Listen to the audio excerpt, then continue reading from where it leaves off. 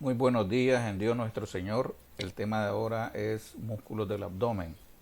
Con este tema comenzamos a ver la región abdominal, en la que vamos a ver el tubo digestivo, sus glándulas anexas, y finalizaremos el curso con dos temas de pelvis, que son los genitales externos, masculino femenino, y los genitales internos de ambos sexos. En cuanto al primer tema del abdomen, tenemos que abordar la formación de las paredes abdominales, que en gran medida están formados por músculos conocidos como músculos del abdomen, y vamos a ver formaciones anatómicas en las que participan las aponeurosis de los músculos, que son la formación de la vaina del recto, la línea halo y el canal inguinal. En gran medida, las vísceras abdominales están protegidas y sostenidas por estos músculos, pero también en la región superior los órganos abdominales están protegidos por las últimas costillas y los cartílagos costales, y en la región inferior las crestas ilíacas también cumplen esta misma función de protección de las vísceras abdominales. El- en cuanto a los músculos, en el abdomen existen tres grupos musculares en la clasificación. Veremos los músculos anteriores, como pueden ver en esta imagen. Tenemos el músculo recto del abdomen, el músculo piramidal del abdomen, que forman los músculos anteriores. En la región anterolateral están el- los tres músculos anchos del abdomen, conocidos así por su forma, que tienen forma de láminas musculares, y las aponeurosis que nacen de estos tres músculos también son aponeurosis laminares, son aponeurosis extendidas, que precisamente vamos a describir la formación de la aponeurosis del oblicuo externo mayor, la aponeurosis del oblicuo interno o menor, y la aponeurosis del músculo transverso.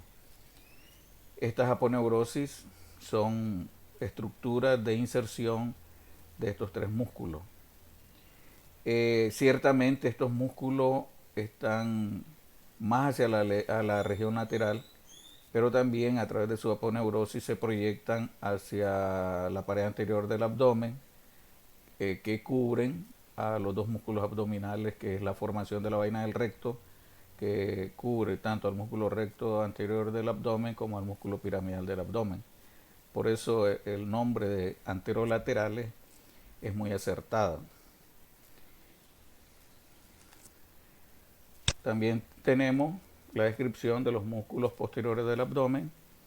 Estos están formando la pared posterior a ambos lados de la columna lumbar, que son el músculo psoas mayor, psoas menor y cuadrado lumbar.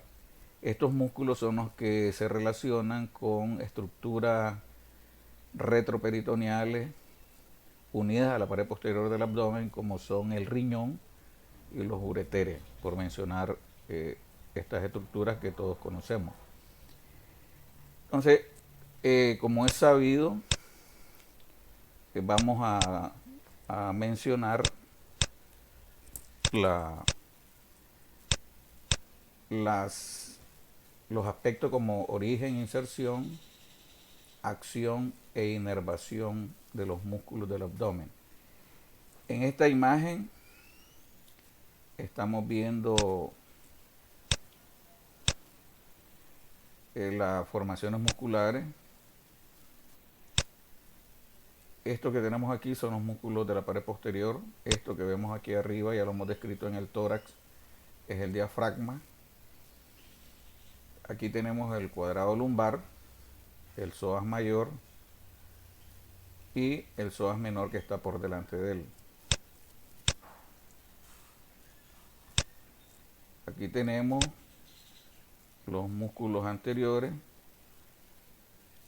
y los anterolaterales. Aquí vemos el músculo recto del abdomen. En esta parte de aquí observamos al músculo recto sin la hoja anterior de una vaina que lo protege. Esta sería la hoja anterior al otro lado del abdomen, al lado derecho del abdomen. Estamos viendo aquí la hoja anterior de la vaina del recto. Y a este lado han resecado la hoja anterior con el objeto de ver en todo su recorrido las fibras del músculo recto del abdomen. Y aquí tenemos abajo este pequeño músculo que es el piramidal del abdomen. A ambos lados de los músculos rectos tenemos los músculos oblicuos. Aquí han resecado el origen del oblicuo externo. Esta es la zona de origen del músculo oblicuo externo, con el fin de ver al músculo oblicuo interno. Y hacia el otro lado, al lado izquierdo, tenemos las fibras del oblicuo interno. Estos son los músculos anteriores, recto del abdomen, piramidal del abdomen, los oblicuos, llamados así por la trayectoria de sus fibras. La mayor parte de sus fibras tienen un trayecto oblicuo. Vemos aquí, en el caso del transverso, la mayor parte de sus fibras tienen un recorrido transverso. Lo mismo ocurre con el oblicuo externo, aun cuando vemos aquí solamente las digitaciones de origen del oblicuo externo, podemos apreciar de que sí, sus fibras también describen una trayectoria oblicua. Y qué decir del recto, ¿verdad? Las fibras son verdaderamente rectilíneas, longitudinales, a ambos lados del plano medio del abdomen, que está conformado por la línea alba, que vamos a describir como una de las formaciones en las que participan las aponeurosis. Aquí vemos la aponeurosis del oblicuo interno, aquí vemos la aponeurosis del del transverso del abdomen. Estas aponeurosis dan lugar a la formación de la vaina del recto y la línea alba. Para que veamos un aspecto que se describe con la línea alba, es la inserción de la cicatriz umbilical. Bueno, luego que terminamos esta orientación previa, donde vemos los músculos del abdomen, vamos a entrar en detalle del origen, la inserción, acción, inervación y su irrigación. En esta imagen lo que tenemos es una vista posterior de la pared anterior y lateral del abdomen. Esto es como que estemos nosotros dentro del abdomen y veamos hacia adelante. Arriba vemos el diafragma, que es el límite entre la cavidad abdominal y la cavidad torácica. Este es el músculo recto del abdomen, visto desde atrás, ¿verdad? Como que nosotros estamos dentro del abdomen y volvemos a ver hacia adelante. Esta es una imagen lateral donde podemos ver el origen del oblicuo externo y, como les decía, observen ustedes la trayectoria oblicua de su fibra, y esto es lo que le da el nombre a este músculo, músculo oblicuo externo. Es el más superficial. Para entender la ubicación de los músculos anchos del abdomen o anterolaterales, debemos de estar claros de que están dispuestos en 3 capas. El más externo es el oblicuo externo, como su nombre lo dice. Por debajo de él, esas capas las podemos observar exactamente aquí, ¿verdad? Esta es la piel, debajo de la piel la grasa, luego tenemos el oblicuo externo, por debajo de él tenemos el oblicuo interno y por debajo del oblicuo interno el músculo transverso. Entonces esa es la estructuración topográfica, la ubicación topográfica de los 3 músculos anterolaterales o anchos del abdomen. Su nombre obedece a la dirección de su fibra, y la ubicación en los planos pues le da el término de oblicuo externo, oblicuo interno y por último el músculo transverso.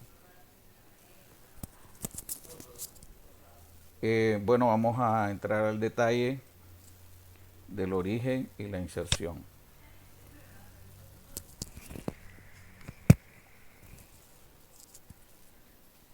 El músculo recto del abdomen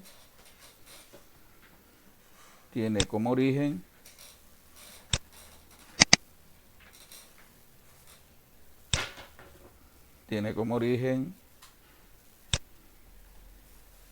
el borde superior de la sínfisis del pubis, en el espacio que existe entre precisamente la sínfisis y el tubérculo púbico que hemos descrito en la rama superior del pubis. Entonces ese es el origen. El origen es el borde superior de la sínfisis del pubis entre la sínfisis y el tubérculo púbico. Sus fibras se dirigen hacia arriba y en su recorrido se observan 3 intersecciones tendinosas. Generalmente son 3, pueden ser 4, que lo unen. Estas intersecciones tendinosas unen a las fibras del músculo recto a la hoja anterior de la vaina del recto. Entonces sus fibras se dirigen en forma rectilínea en sentido ascendente y se van a insertar a los cartílagos costales del quinto al séptimo cartílago costal y en el apéndice sifoide del esternón. Esa es su inserción. Repito, la inserción se inserta en los cartílagos costales del quinto al séptimo, esto significa quinto, sexto y séptimo cartílago costal, y en el apéndice sifoide del esternón. La acción de este músculo, estando en posición anatómica, al contraerse las fibras del recto, producen flexión del tronco. También el músculo recto participa en el fenómeno que vamos a describir posteriormente llamado prensa abdominal, que es una acción importantísima que realizan en conjunto el recto y los demás músculos del abdomen, incluyendo el piso pélvico y el diafragma. El fenómeno llamado de prensa abdominal. La inervación de este músculo está dado por los nervios intercostales inferiores, llamados nervios toracoabdominales. La irrigación de los músculos la voy a decir al final. El músculo piramidal del abdomen, que también está protegido, está envuelto, al igual que el recto del abdomen, por la vaina del recto. Es un músculo pequeño, inconstante, esto significa que a veces no existe. Se origina también en el borde superior de la sínfisis del pubis, en el espacio que existe entre la sínfisis y el tubérculo púbico, y luego de un corto recorrido sus fibras se insertan en el extremo inferior de la línea alba.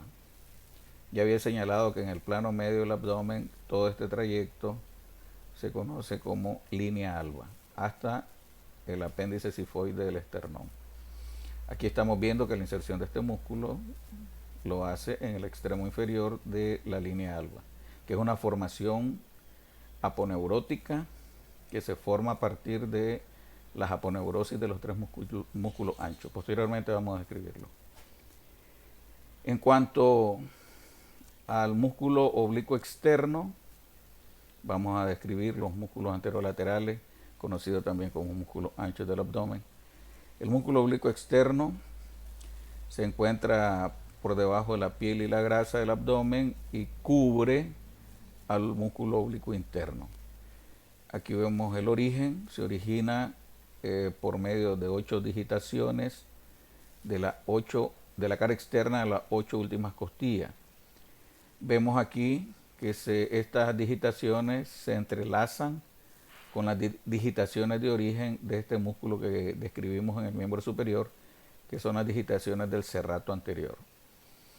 Entonces, repito, se origina por 8 digitaciones de la cara externa de las 8 últimas costillas.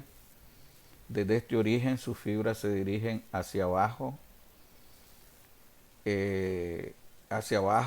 hacia adelante y dan origen a la aponeurosis. Aquí vemos parte de la aponeurosis seccionada de este músculo. Esta es la aponeurosis. Lo que estamos viendo aquí es la aponeurosis del oblicuo interno. Veremos si en la vista lateral no se observa la aponeurosis. Eh, aquí en esta vista lateral podemos ver el origen que he descrito. Ahí vemos las digitaciones de origen del músculo oblicuo externo. Sus fibras se dirigen hacia abajo y hacia adelante oblicuamente. Sus fibras posteriores que observamos aquí se insertan, ya hablando de la inserción, estas fibras posteriores se insertan en el labio externo de la cresta ilíaca. Recuerden ustedes, la cresta ilíaca es una formación que se describe con el coxal. Habíamos dicho que en la cresta ilíaca existen 3 labios y habíamos dicho precisamente cuando describimos el coxal que en la cresta ilíaca se insertan los 3 músculos anchos del abdomen. Aquí comenzamos a describir el primero. Entonces, inserción del músculo oblicuo externo, sus fibras posteriores se insertan en el labio externo de la cresta ilíaca. La mayor parte de sus fibras dan origen a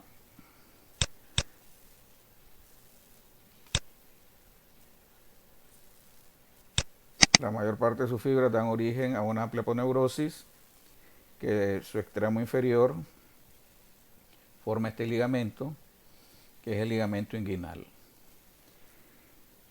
Esta aponeurosis del oblicuo externo que forma el ligamento inguinal, esta formación anatómica se extiende de la espina ilíaca anterosuperior del coxal hasta el tubérculo púbico.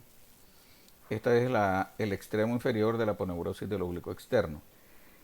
La mayor parte de sus fibras de esta aponeurosis del oblicuo externo avanza hacia el plano medio de la pared anterior del abdomen y participa en la formación de la hoja anterior de la vaina del recto en toda su extensión, desde el tórax hasta el pubis.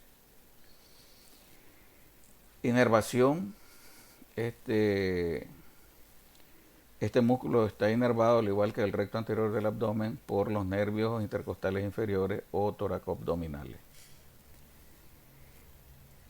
Vamos a describir el origen y la inserción del músculo oblicuo interno, que lo estamos observando aquí. El oblicuo interno tiene origen en el extremo lateral del ligamento inguinal. Me estoy refiriendo a estas fibras. Tiene origen en el labio intermedio de la cresta ilíaca y tiene origen por intermedio de la aponeurosis toracolumbar de la columna lumbar. Así que por intermedio, repito, de la aponeurosis toracolumbar, el oblicuo interno también tiene origen en la columna lumbar. Desde este origen, las fibras se dirigen oblicuamente hacia arriba y hacia adelante. Y en su extremo anterior, las fibras musculares de este músculo dan origen a la aponeurosis del oblicuo interno, que es esta. En cuanto a la inserción, nos dicen que las fibras inferiores del músculo se dirigen a insertarse al tubérculo púbico. Sus fibras medias y superiores forman la aponeurosis del oblicuo interno. Las fibras medias son las que, hablando de las fibras medias, sería en todo este trayecto, son las que forman en su mayoría a la aponeurosis del oblicuo interno. Esta aponeurosis, como estamos viendo, al hacer contacto con el músculo recto del abdomen, participa en la formación de la vaina del recto. Las fibras superiores se insertan en las 3 últimas costillas y en el cartílago costal de la 10ª costilla. Esa es la inserción. Acción de los oblicuos, y esta misma acción voy a referir cuando describe el transverso. Al contraerse producen rotación del tronco y participan en el fenómeno de prensa abdominal. Inervación nervios toracoabdominales o intercostales inferiores. Cuando decimos nervios intercostales inferiores, nos referimos a los últimos 6 nervios intercostales, a los 5 últimos nervios intercostales y el nervio subcostal, que equivale al 12º nervio torácico. Nervio torácico e intercostal es lo mismo. Así que podría decir los últimos 6 nervios torácicos, de los cuales también reciben el nombre de intercostales 6, 7, 8, 9, 10 y 11, y el nervio subcostal, que viene a ser el T12. En cuanto al músculo transverso, que lo observamos en esta imagen, les hago ver que aquí tenemos los otros 2 músculos que describimos. Ahí estoy señalando al músculo oblicuo interno. Esta es la cresta ilíaca, del cual también se originan el oblicuo interno y se inserta el oblicuo externo, que sería la capa más externa, que es esta. Ahora, la capa más interna de estos 3 músculos lo forma el transverso. Observen que sus fibras nadie discute.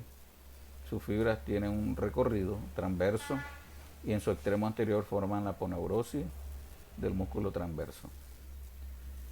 Podemos ver aquí el ligamento inguinal, y en cuanto al origen de este músculo nos dicen que se origina del tercio lateral o extremo lateral del ligamento inguinal, se origina del labio interno de la cresta ilíaca y también se origina de las aponeurosis por el intermedio de la aponeurosis toracolumbar, al igual que el oblicuo interno de las vértebras lumbares. En cuanto a la inserción, vemos que sus fibras superiores se insertan en la cara interna de las 5 o 6 últimas costillas. En esta inserción se relaciona con el origen del músculo diafragma. Si ustedes leen el origen del diafragma, van a ver de que es muy parecido. La porción costal del diafragma también tiene origen en las 5 o 6 últimas costillas, cara interna de las 5 o 6 últimas costillas. Las fibras medias, que serían estas, dan origen a la aponeurosis del transverso, que contribuye a formar la vaina del recto. Aquí el músculo recto está seccionado. Esta es parte de la hoja posterior de la vaina del recto. Todo esto. Entonces, esa aponeurosis del transverso y la aponeurosis del oblicuo interno forman la hoja posterior de la vaina del recto. Las fibras inferiores del músculo transverso del abdomen, al igual que las fibras inferiores del oblicuo interno, terminan insertándose en el tubérculo púbico. Estas fibras inferiores del transverso, y aquí tenemos replegadas las fibras inferiores del oblicuo interno, en ocasiones se entremezclan y producen en anatomía lo que se conoce como el tendón conjunto, que luego vamos a decir que ese tendón conjunto forma el límite superior o pared superior del canal inguinal, que es este. La acción del transverso, igual que los oblicuos, participan en la rotación del tronco y en el fenómeno de prensa abdominal. Entonces vamos a la inervación, nervios intercostales inferiores o toracoabdominales. Y en cuanto al fenómeno de prensa abdominal, tenemos que señalar que es producto, el fenómeno de prensa abdominal se produce como producto de la contracción simultánea de los músculos abdominales. También participa, había señalado, los músculos del diafragma pélvico o piso pélvico y el músculo frénico o diafragma. Este fenómeno, hay una contracción de los rectos, hay una contracción de los músculos anterolaterales o anchos, diafragma pélvico y el diafragma torácico. La contracción simultánea de todos estos músculos comprime a las vísceras abdominales y el efecto que ocasiona este aumento de la presión dentro del abdomen es que se favorece la evacuación de las vísceras huecas. Las vísceras huecas son el tubo digestivo, eh, el recto, estómago, recto y vejiga. Para evacuar el recto y la vejiga, nosotros precisamos realizar contracción de los músculos del abdomen y con esto se da un aumento de la presión intraabdominal y podemos en consecuencia miccionar, defecar. También cuando tenemos por cualquier razón, puede ser una intoxicación alimenticia, desgraciadamente abuso del alcohol, nos puede generar náuseas y vómitos. La evacuación del estómago, que se manifiesta con el vómito, también nosotros tenemos que hacer uso de la prensa abdominal para este mecanismo, el mecanismo del vómito.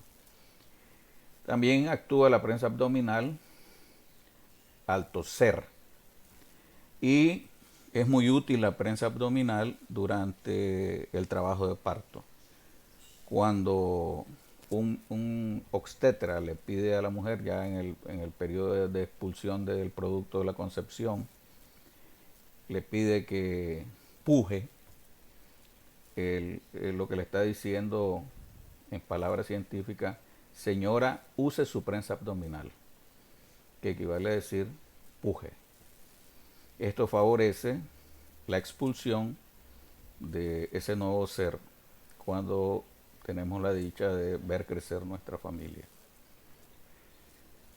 La irrigación de estos músculos está dada por las arterias lumbares que nacen de la aorta abdominal, las arterias circunfleja, ilíaca profunda y superficial, la arteria epigástrica superficial, que hemos visto estas dos últimas ramas de la arteria femoral, y también conocemos a la arteria epigástrica inferior, rama de la arteria ilíaca externa, y conocemos también, lo vimos cuando describimos la arteria subclavia en el cuello, la arteria torácica interna que da origen, rama de la subclavia, la torácica interna, que da origen a la arteria epigástrica superior. Entonces la arteria epigástrica superior e inferior son las que principalmente aprovecho aquí para señalarla. Esta es la epigástrica inferior, que nace de la arteria ilíaca externa. Como pueden ver, penetran a la vaina del recto y dan irrigación a los músculos rectos del abdomen. Y aquí arriba, descendiendo desde el tórax, tenemos a la arteria epigástrica superior, y estas dos arterias se anastomosan a nivel del músculo recto, dentro de la vaina del recto. Esa es la irrigación de los músculos anteriores y anterolaterales del abdomen. En cuanto a los músculos posteriores del abdomen, ya los habíamos señalado. Tenemos el músculo psoas mayor, psoas menor y el músculo cuadrado lumbar. Este es el cuadrado lumbar, el psoas mayor y el psoas menor, que está por delante de él, que es este pequeño músculo que estamos observando aquí.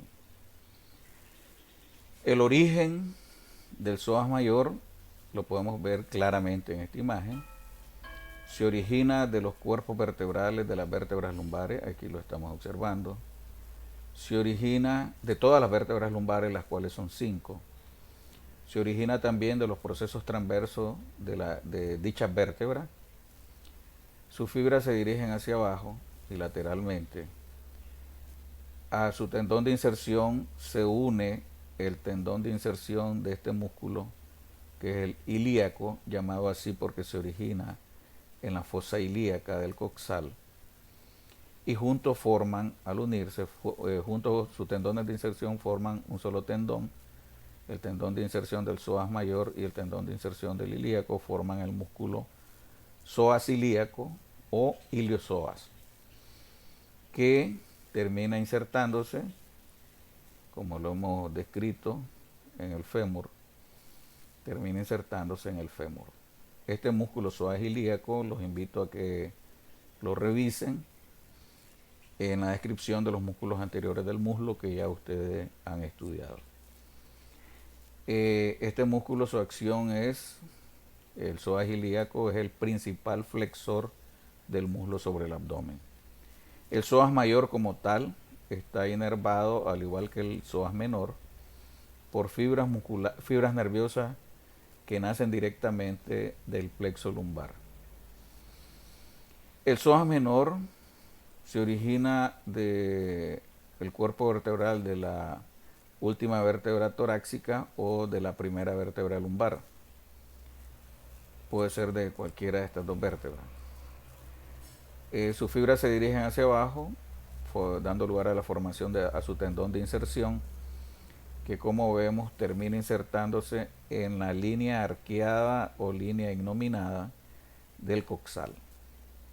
Dichosamente, a esto ya lo conocemos, esta línea arqueada o innominada forma el límite inferior, lo vimos con el coxal, forma el límite inferior de la fosa ilíaca. Acción de este músculo: es un débil colaborador con la acción del músculo psoas mayor. En la inervación, ya lo había señalado, ambos psoas, mayor y menor, están inervados por ramos musculares que nacen directamente del plexo lumbar. El músculo cuadrado lumbar es un pequeño músculo cuyo origen lo estamos observando aquí. Es en el extremo posterior de la cresta ilíaca. Desde este origen sus fibras se dirigen hacia arriba y se van a insertar a los procesos transversos de las primeras vértebras lumbares, pero sobre todo la inserción la realizan en el borde inferior de la última costilla, de la duodécima costilla.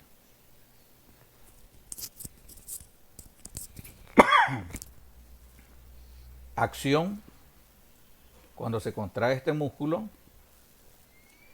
hace descender la última costilla, que es precisamente donde se origina parte del músculo diafragma. Por eso nos dicen que el cuadrado lumbar, al contraerse, hace descender la última costilla, colaborando con la acción del músculo diafragma. Sobre este músculo descansa el riñón. Por supuesto, a este lado descansa el riñón derecho y a este otro lado el riñón izquierdo. Como un dato adicional, a los que les gusta mucho la carne, el psoas mayor es el bendito filete y el cuadrado lumbar es el flank steak. Eso es lo que en anatomía comparativa con el caso de las reses. La inervación de estos tres músculos, ya las decíamos, ramos musculares directos del plexo lumbar. Ahora tenemos las formaciones anatómicas, como son la vaina del recto. Este es un corte transverso de la pared anterior y lateral del abdomen. Este es como que nosotros cortemos un cadáver en el plano transverso, a nivel de por debajo del ombligo. Entonces veremos, luego que cortamos las paredes del abdomen en ese sentido, vemos aquí la piel, luego la bendita grasa, que cuando abusamos de nuestra dieta, esta grasa aumenta exuberantemente. Luego tenemos la aponeurosis, los músculos, la fascia y por último la rayita negra es el peritoneo.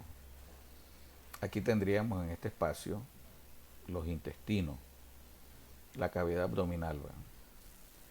Entonces vemos aquí a los dos músculos rectos, aquí sería el plano medio, aquí es donde tendríamos el ombligo, en el plano medio del abdomen, de la parte anterior del abdomen, a ambos lados de ese plano medio los dos músculos rectos y más lateralmente los músculos anchos o anterolaterales, el oblicuo externo, oblicuo interno y músculo transverso.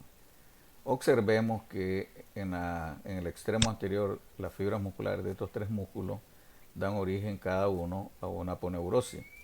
En este caso, esa es la aponeurosis del oblicuo externo, esta es la aponeurosis del oblicuo interno y esta es la aponeurosis del transverso del abdomen, porque hemos dicho que este es el músculo oblicuo externo, oblicuo interno y transverso del abdomen.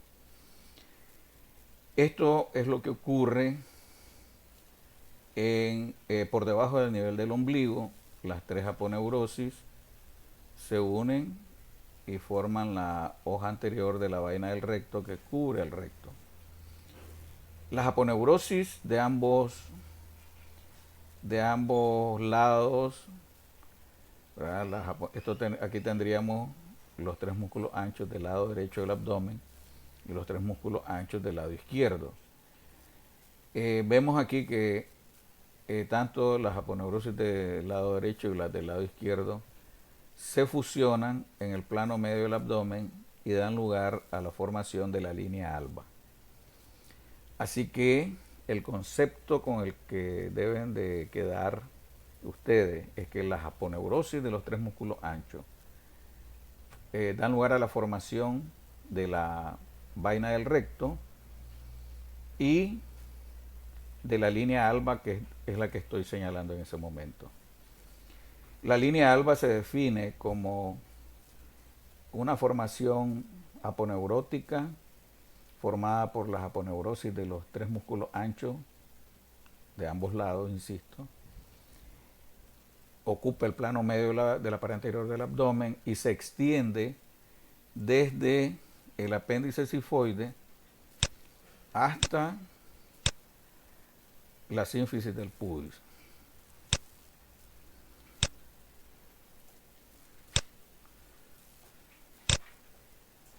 Aquí vamos a señalar la línea alba.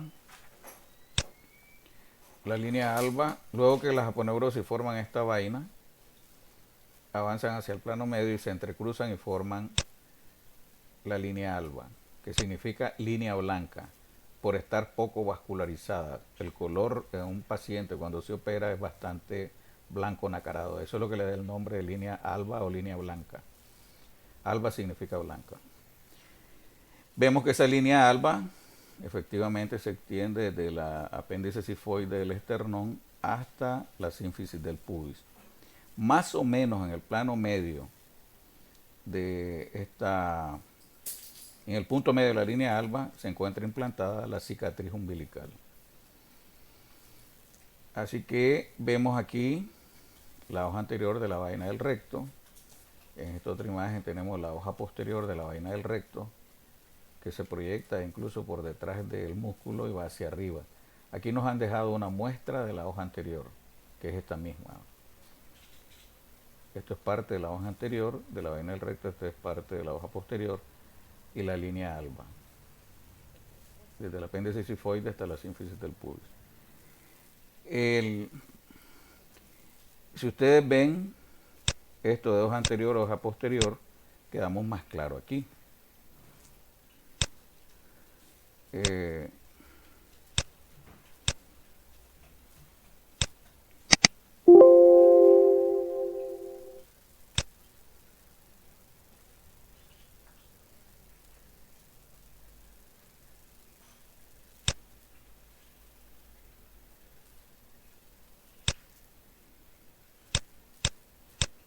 Quedamos más claro en la vista que teníamos, esta vista. en el corte transverso de la pared del abdomen. ¿Por qué le dicen hoja anterior de la vaina del recto a esto? Precisamente porque está por delante del músculo recto. La hoja posterior está representada por esta línea café. Esa sería la hoja posterior de la vaina del recto. Así que la mejor idea que podemos tener de la vaina del recto es que es una vaina como la vaina que se usa para guardar una espada. O vamos más a lo más sencillo, la vaina de baqueta de cuero que usan los campesinos para guardar sus machetes. Esas vainas tienen dos hojas y en el centro tendríamos la hoja metálica del machete, que en este caso está representado por el músculo recto. La hoja metálica del machete o la espada es precisamente el músculo recto. Hacia adelante tenemos una hoja anterior de la vaina que lo protege y hacia atrás la hoja posterior de la vaina. Luego tenemos la descripción del canal inguinal. El canal inguinal es una formación anatómica que tiene valor porque a través de él, como estamos viendo en esta imagen, pasa el cordón espermático. El cordón espermático es el que mantiene suspenso y alimenta al testículo. Y no solamente alimenta el testículo, a través del cordón espermático viaja el conducto deferente, que es el que conduce los espermatozoides hacia la uretra prostática. Entonces, en el varón, el canal inguinal es atravesado por el cordón espermático, aquí en esta posición, como lo vemos aquí. Y en la mujer, el canal inguinal es atravesado por el ligamento redondo del útero, que es uno de los ligamentos de sostén del útero. Eso es en la mujer, por supuesto. Entonces, el canal inguinal es un conducto de aproximadamente de 3 a 5 centímetros. Recorre el espesor de la pared abdominal en forma oblicua, de lateral a medial, del plano profundo al plano superficial. Está compuesto por 4 paredes, una pared anterior, una pared posterior, una pared superior o techo, una pared inferior o piso, y tiene 2 anillos. Ahí donde tenemos el cursor ahorita, ese es el anillo superficial a través del cual pasa el cordón espermático, y un anillo profundo que lo estamos viendo aquí. ¿Ven? Este es el anillo profundo. Tiene 2 anillos, uno superficial y uno profundo. El anillo superficial está formado por la aponeurosis del oblicuo externo, que es esta. Todo esto es la aponeurosis del oblicuo externo. Este es el músculo oblicuo externo, del cual se origina la aponeurosis del oblicuo externo. El anillo superficial está formado por la aponeurosis del oblicuo externo y está en contacto con la grasa, con esta grasa, la grasa subcutánea. El anillo profundo, que es este, está en contacto con el músculo transverso del abdomen, que es el músculo más profundo de los anterolaterales, y en contacto con el peritoneo. La pared anterior es esta, que también está formada por la aponeurosis del oblicuo externo. Esto que tenemos aquí es parte también de la aponeurosis del oblicuo externo, que lo hemos llamado ligamento inguinal. Aquí a este lado se mira, esto es el piso. Esta es parte de la aponeurosis del oblicuo externo que está cortada. Este es el piso, sí, del canal inguinal, que también está formado por el ligamento inguinal. Entonces ya llevamos 3 formaciones en las que participa la aponeurosis del oblicuo externo. 1, el anillo inguinal superficial. 2, la pared anterior del canal inguinal. 3, la pared inferior o piso del canal inguinal. Esas 3 formaciones anatómicas del canal están formadas por la aponeurosis del oblicuo externo. Aquí vemos la pared superior, ya lo habíamos señalado. La pared superior del oblicuo, la pared superior del canal inguinal está formada por fibras del transverso del abdomen, que es este, y fibras del oblicuo interno, que en este caso lo han seccionado, que forman el tendón conjunto. Así que el techo del canal inguinal o pared superior está formada por las fibras inferiores del músculo transverso del abdomen y las fibras inferiores del músculo oblicuo interno, que recibe el nombre de tendón conjunto. La pared posterior, la estamos observando aquí, es la pared más débil del canal. Esa pared posterior está formada por la fascia del músculo transverso del abdomen. Así que, repito, la importancia del canal inguinal es que a través de él en el varón atraviesa el cordón espermático y en la mujer atraviesa el ligamento redondo del útero. De esta manera hemos estudiado los músculos del abdomen y estas dos formaciones anatómicas importantes, tres formaciones anatómicas como es la vaina del recto,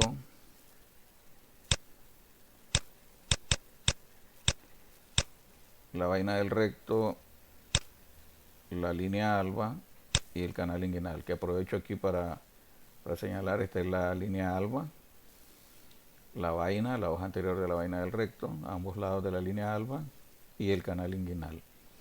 Esas formaciones, canal inguinal, son las que debemos de conocer. Además hemos estudiado la pared posterior del abdomen.